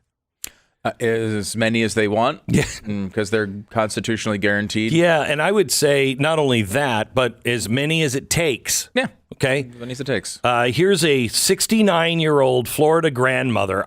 We got to get her on the air. I love this. 69-year-old grandmother shot and killed a home intruder and explained to the reporters that she did it because she's a fighter. She said she was relaxing in her home. 80-year-old partner Charlie. Oh, Charlie, put a ring on that woman, man. She heard the front door open, and a 38-year-old guy walked into her house without saying a word. She said his face was total blank. They both were startled. She grabbed a broom handle and hit him twice in the face while yelling at Charlie, "Get up and get the pistol." What is Charlie's just still watching TV? Yeah, I don't know what Charlie's doing, but I mean, you know. I sympathize with Charlie. He grabbed the handgun. He squeezed off a shot, well,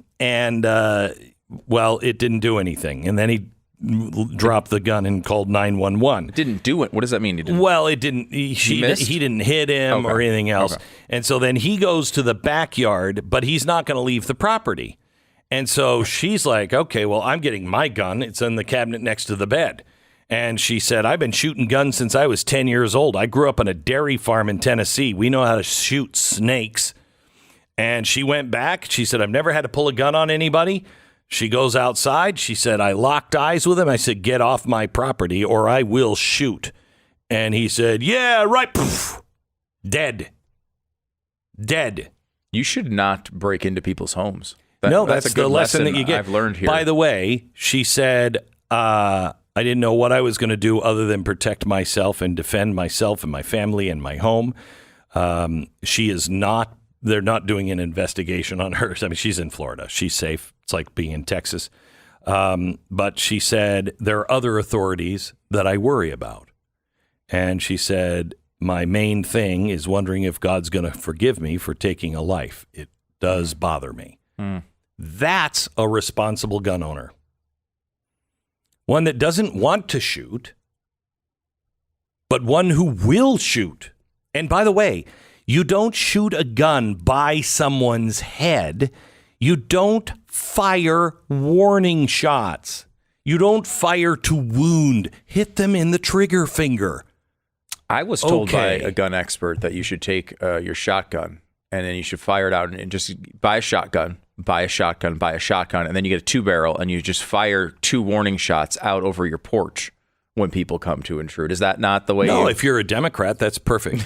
That's perfect. It's the best way. Yeah. I should say if you were a Democrat, it's perfect. Because that ends with you on the porch with an empty gun, dead. I'm just saying. Just saying. All right. More in just a second. Dr. Jill Biden is there. She was at the airport. She needed to be at the airport yesterday to greet all that baby formula. Which the baby formula was like, oh my gosh, look, it's Jill Biden. She really cares. That happened yesterday, and so much more we'll talk about next. The Glenn Beck program. I might even just say 2 words to Stu. Beto O'Rourke. Imagine one day you wake up and your money's really not worth anything. You don't have any. No bank account, no cash in your wallet. Everything's just gone. Where would you go? What would you do? What would you and your family do? What do you have? Nightmare scenario, of course, but you can have all the cash in the world, but if that cash is all in dollars and the dollar is suddenly worthless, you are in the same boat. Imagine if half your cash was gone. That could easily happen. Goldline is offering listeners a pre-Memorial Day sale that includes a free half-ounce platinum coin that commemorates the War of 1812, better known as our Second Revolution. And they're also including free silver with their weekly special. So call Goldline today. Find out how to get a hold of these items and protect your future. 866-GOLDLINE. 866-GOLDLINE or goldline.com. Do it now.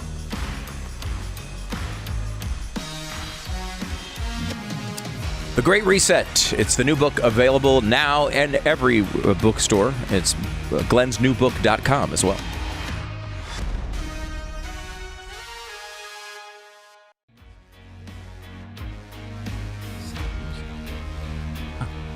Welcome to the Glenn Beck program. I'm glad you're here. Jill Biden had a photo op opportunity yesterday. And it went over, I think, as well as Beto O'Rourke's photo op. I mean, I think they just both felt so genuine, And I like to see any press conference where Beto O'Rourke is chased off by a mayor of a little town using a walker. I love that. I loved every second. I love every second of it. I love him. Yeah. So anyway, yesterday the photo op was at the airport where she went to meet the baby food, and that was critical. It was critical that the first lady was there to meet the baby food because she wanted to shake their hands, welcome them to America. She wanted to make sure that every can we ordered was there on the plane. And she said something, and I want you to listen to this, Stu, because I think this is pretty deep. In fact, I think it might need some music here. She was standing there on the tarmac, and she had this kind of distant, far-off look in her eyes. And you could tell something deep was coming. And she said, I've always said that food is love. She's always said. We've known that. We've covered it for years. Years. It's like Lunchbox Joe or whatever he says. Right. That everybody always we all know Dr. Jill Biden always says food is love. But standing here on the tarmac, I realize food is life too. Wow. I mean, she earned every bit of that doctorate. Wow. That deep. So food is love, it's also also life. Wow. That's incredibly powerful. Are you sure that wasn't Kamala Harris it's like that? saying... Is it possible that was a Veep Thoughts? It's like... No. It's like she said, I've always known that food, was stuff. But food, it's also molecules. No, that's too deep. That's way too deep. No, that's way too deep. I apologize for that. Why do people... This is a phenomenon I need to understand. Why do people need to say things? Period. Just leave That's it at that. it. Like, Just really leave it at that. Like, why in these moments do people feel the need you're adding too much. to Please. say things? Yeah, just leave it at why do people feel the need to say things? Period. Why? The life. You know what? The problem is, America, is social media. Because now everybody thinks that they can say things, which they always have, but their things that they have to say are just as deep, profound, and as important as every other thing that other people are saying. It's just vapid nonsense, right? Like, you look, I can't even go on social media right now. Like, this is one of those times where I just need to not ever go, because every post is some idiot who has not spent 10 seconds of their life thinking about any of these issues before. And they feel, I don't normally talk about politics, but we must do something. Something must be done. Are we going to accept this again? When will this happen again? Yeah, you know what? You're going to have to accept the evil of the human condition, because it's existed since like Cain and Abel. So you're going to have to go back and really do... No, Cain and Abel at least had some God in their life. You know what I mean? One went bad because he kind of pissed off God and he didn't like God. The other one kind of had some religion in his life. And so it's not, you can't compare. Because it really is just nonsense. And like, I think in my most understanding times, Glenn, I have them occasionally. I was on vacation last week. I'm just a few days off of vacation. And part of me can still connect to that vacation mindset of maybe being a little more understanding and not so... I mean, Beto... Oh, that's the way you come back? Yeah, usually. I usually like my life then, and I hate my life here. Right. The minute I step back into this life, I'm like, why do people talk? Right. Stop talking. My life was fine when I didn't hear anybody else talking. Yes. Stop talking. In my most charitable moments, I do think a lot of this stuff that you see on social media is people who see a real tragedy and something that we all really are feeling terrible about, everybody, and they have no concept on how to deal with it. It's too bad to figure out how to deal with it. They can't mentally handle it, so they go to the first thing that they've seen on other people's social media posts, which always is, hey, if we just took guns away, with no understanding of the constitutional ramifications of that, of the people who are law-abiding citizens that would be affected, about how it wouldn't work and hasn't worked all over the world. No, they don't know any of this stuff, so they just come out with these vapid, nonsensical screenshots of their notes app, which describe what they think is deep thought and substitutes for intellect when they have none. And, it's an emotional way of dealing with tragedy, and sometimes grieving has weird results. And in my most charitable moments, that's how I can understand it. But it's so frustrating when these people are trying to affect actual policy. I took nothing you said seriously. The whole rant, I just stopped listening after you said, I still have charitable moments. Like, I can't relate to you, dude. Few and far between. So let me give you two people that responded yesterday and tell me if you think they fit into the same boat. Yesterday, Don McLean, the guy who did Bye Bye Miss American Pie, he was going to perform at the NRA. Okay.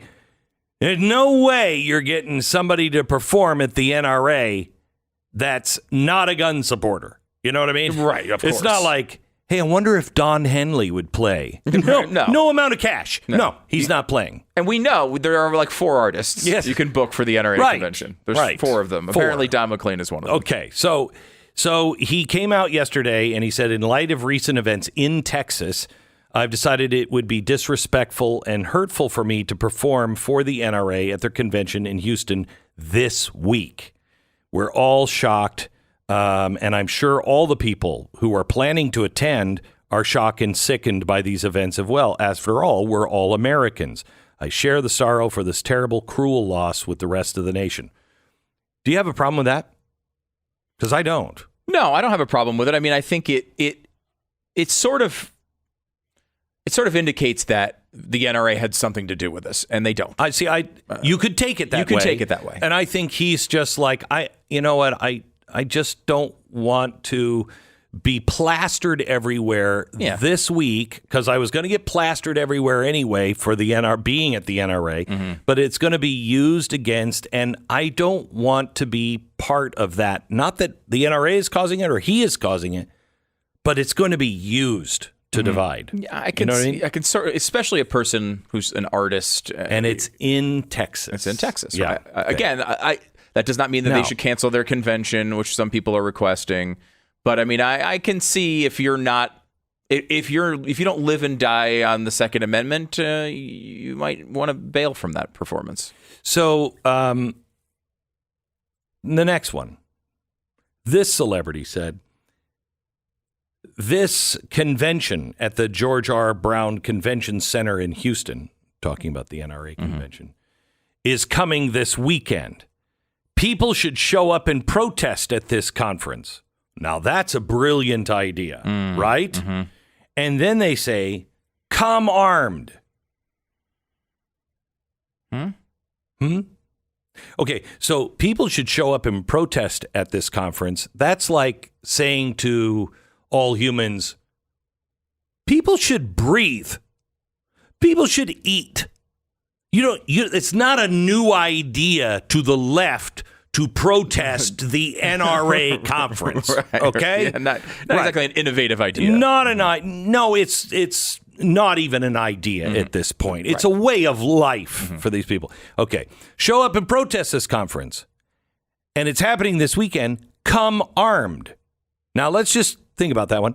A, go for it. You're right. If your life is in danger, you should not only come armed, you have the right in Texas to shoot the person who is having a problem. But that's not what you're saying.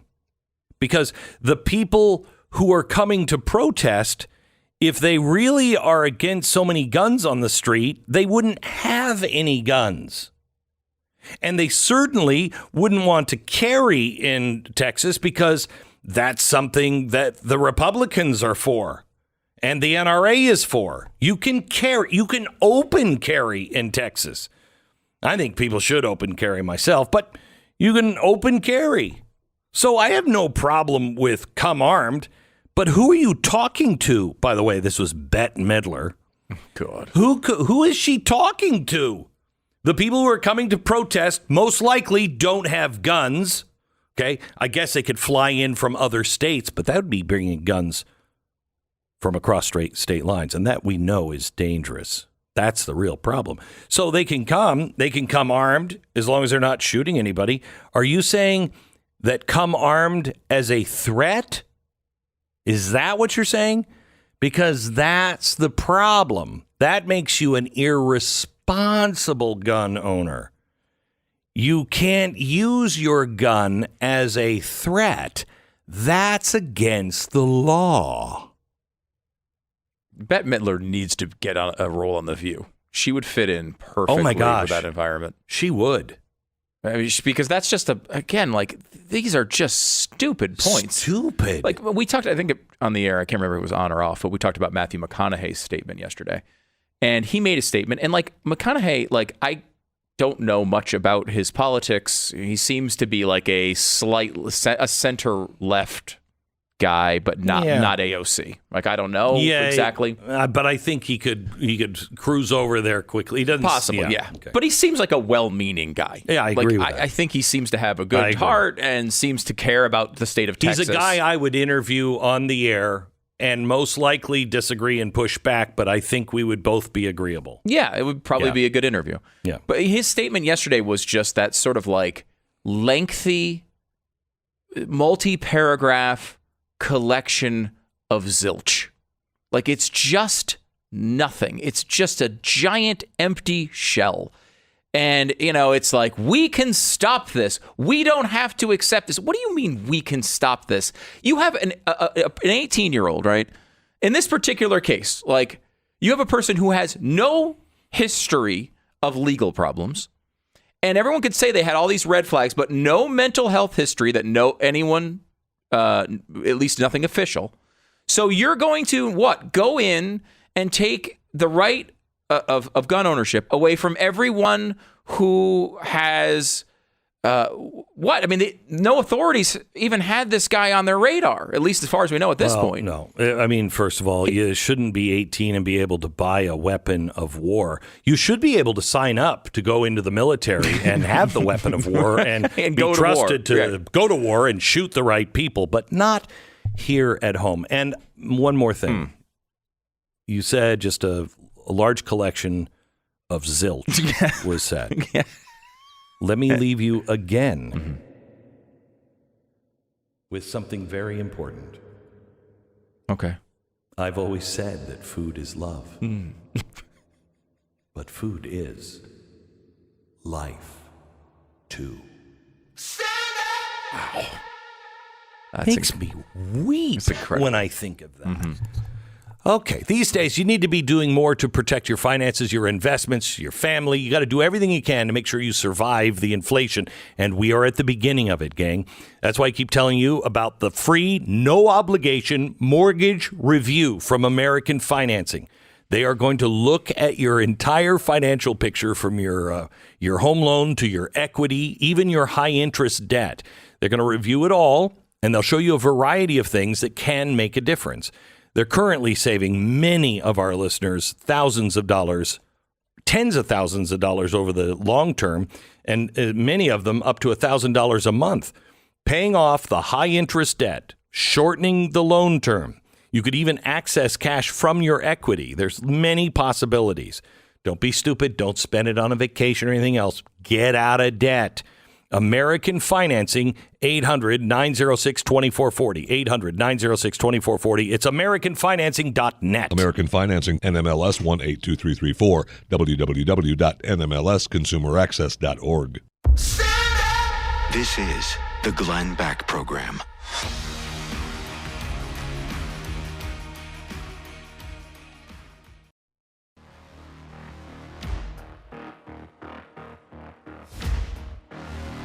You're listening to the Glenn Beck Program, the program that is well known in our stance. We've said it over and over again that, food is life. But we realized after listening to Dr. Jill Biden that food is love, too. So, I mean, it's kind of like you got chocolate in my peanut butter. I had half of it. She had half of it. We should have gotten together long ago. Can I ask, I know there's a lot to cover on this Jill Biden poetry. There's a lot to cover on everything. Yeah. Can I ask, just so we don't have another day of it occurring, there's a very creepy space person in the studio that has been standing here the whole day. You find that creepy? Yes.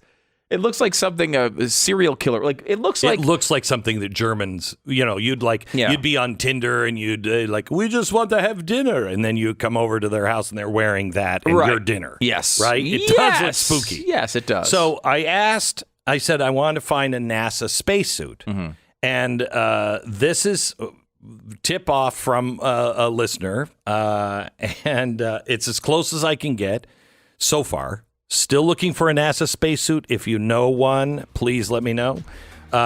This, I think, is from the Apollo project, and this is what the guys used to wear that were doing the refueling in the last check before the rockets took off. They'd be the guys that would be the first vaporized if they were left there, on the stairs. Sure. And it is spooky looking, isn't it? Yes. It looks like a spacesuit helmet with a Michael Myers outfit. Yeah. It's so the fuel wouldn't get onto my gas. There you go. Yikes. This is the Glenn Beck Program.